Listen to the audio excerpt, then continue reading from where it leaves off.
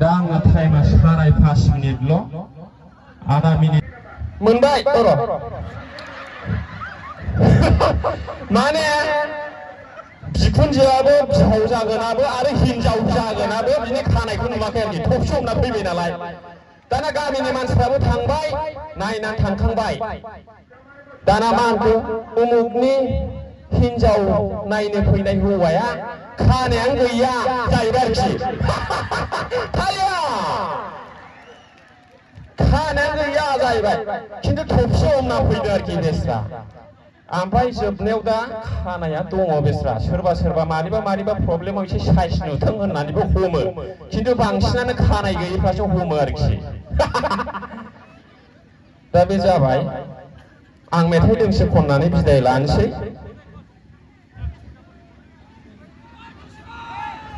नोंहा दा टाइमा बारा जागोन ना नै बेखौ नायनांगौ ना ए होमबा मोनसे राभाफोरनि खोथा बुंसै आं माने दिबिथला राभा खाथि नालाय बिराद घटना जायो सानै मानसि आरोखि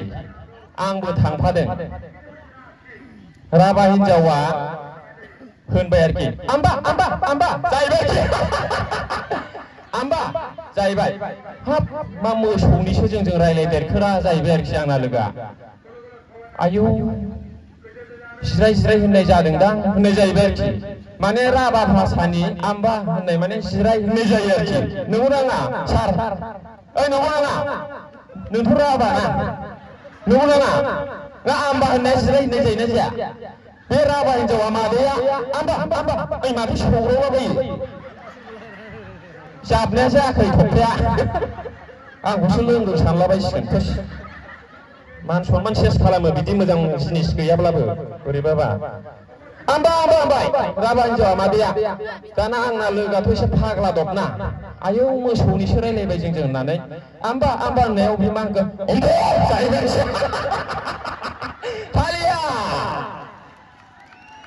जेरै कुइसनसो एरै एन्सार नङा होमबा